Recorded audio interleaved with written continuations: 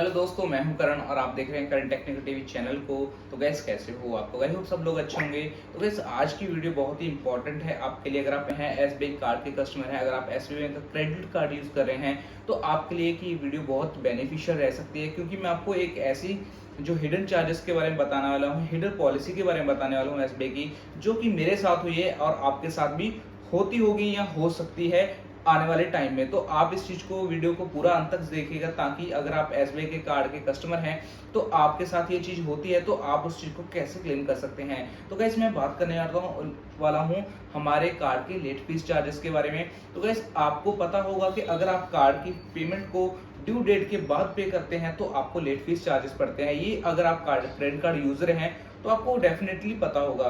But हमारे साथ guys हुआ क्या है, प्रोसेस कैसे स्टार्ट हुआ था और एंड कहाँ से हुआ। तो गाइस मेरे क्रेडिट कार्ड का जो स्टेटमेंट बिलिंग थी वो 16 अगस्त की थी और 6 सितंबर का हमारा ड्यू डेट था।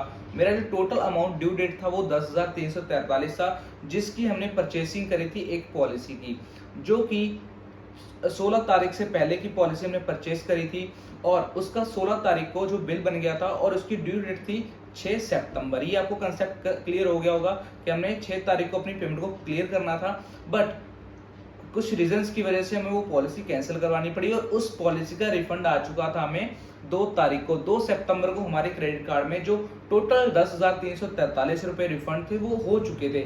तो इट मीन्स हमारे क्रेडिट कार्ड का जो 10,343 का बिल बना था वो क्लियर हो गया। ठीक है, वहां पे हमारा जो क्रेडिट कार्ड की स्टेटमेंट में अगर अवेलेबल लिमिट की बात करें तो मेरी फुल हो गई थी और क्रेडिट कार्ड का जो बिल अमाउंट था वो 0 हो गया था और मैं निश्चिंत हो गया, भाई मेरे क्रेडिट कार्ड का बिल तो पूरा हो गया, अब मुझे क्रेडिट कार्ड की बिलिंग करने की जरूरत नहीं है। और आप भी डेफिनेटली यही करेंगे। अगर आपका रिफंड आ जाता है और आपका कार्ड की लिमिट फुल हो जाती है तो आप क्रेडिट कार्ड की पेमेंट नहीं करेंगे, क्योंकि आपको पता है भाई आपके क्रेडिट कार्ड की लिमिट पूरी हो गई, तो आप क्रेडिट कार्ड का बिल पे क्यों करेंगे। बट मैंने भी ऐसा ही करा जैसे आप सोच रहे हैं। तो गाइस उसके बाद होता क्या है, जैसे मेरी 6 तारीख की निकलती है 2 दिन के बाद मेरे कार्ड पे एक भाई चार्जेस पड़ते हैं, जो कि 1400 के आसपास के चार्जेस थे। वो मेरे क्रेडिट कार्ड के पे एप्लीकेबल हो जाते हैं, जो कि मेरे पास यहाँ पे स्टेटमेंट में भी हैं, जो मुझे 16 तारीख के स्टेटमेंट के अकॉर्डिंगली पड़े। आपको फाइनेंस मुझे यहाँ पे 297 रुपए फाइनेंस चार्ज पड़े 10,000 रुपए के। उसके बाद मुझे 950 रुपए की लेट फीस पड़ती है और उस पे 223 रुपए का जो है जीएसटी चार्जेस पड़ता है। इट मीन्स मुझे जाके 1400 रुपए के आसपास मुझे ये टोटल चार्जेस पड़ते हैं जो लेट फीस रहते हैं, जो कि मेरी गलती की वजह से नहीं थे। तो गाइस ये मैं आपको बताता हूँ, जब मैंने एक जो आप डेफिनेटली पहले कस्टमर केयर पे कॉल करेंगे, आप बोलेंगे भाई कस्टमर केयर पे कंप्लेन करनी चाहिए थी, तो मैंने डेफिनेटली कस्टमर केयर पे कंप्लेन करी। तो जैसे ही मैंने वहां पे कंप्लेन एक्सलेट करी तो भाई उन्होंने तो बोला कि आपका रिफंड की हम रिक्वेस्ट ले लेते हैं। मैं निश्चिंत हो गया, ठीक है भाई रिफंड की प्रोसेस हो गया, तो गलती से लग गए होंगे चार्जेस तो मेरा रिफंड आ जाएगा।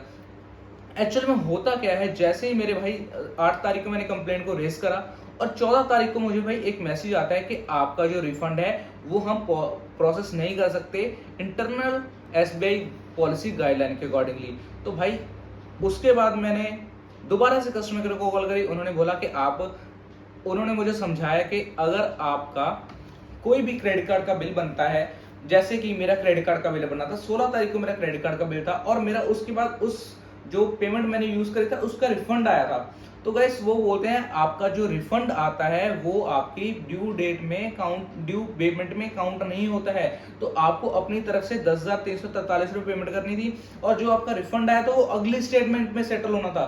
इट मीन्स जो हमारा 16 सितंबर को कार्ड का बिल बनना था उसमें एडजस्टमेंट होनी थी। तो भाई मैंने उनको यही बोला, अगर मेरे कार्ड की payment due available limit full हो गई तो मैं कैसे पेमेंट कर सकता हूं।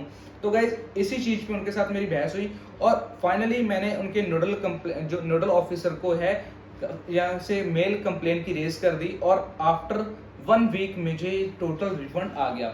तो हाँ गाइज मुझे यहाँ पे टोटल रिफंड आ भी गया है, जो कि मेरा 1400 रुपए के आसपास बना था और विद जीएसटी मैंने जो रिफंड लिया है।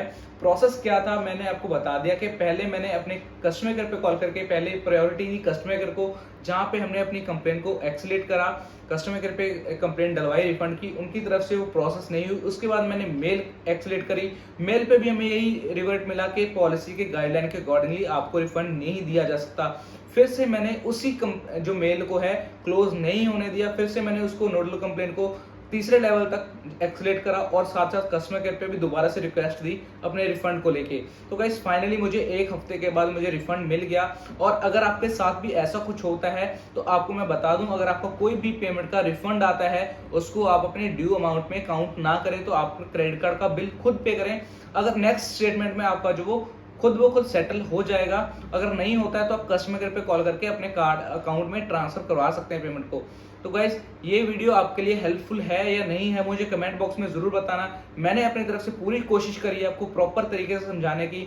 और अगर आपके जेन्युइन चार्जेस हैं तो आपको टोटली रिफंड आपको लेना चाहिए, कंप्लेन एक्सलेट करनी चाहिए। अगर आपका जो रिफंड गलत है, नाजायज आप रिफंड लेना चाहते हैं, अगर आपने पेमेंट खुद से ड्यू लेट करी है तो आपको चार्जेस देने पड़ेंगे। तो गाइस ये एक पॉलिसी थी जो कि हिडन थी मेरी तरफ से भी, शायद आपको भी ये जो पॉलिसी हिडन थी, आपको भी इसके जो हिडन चार्जेस के बारे में पता लग गया होगा।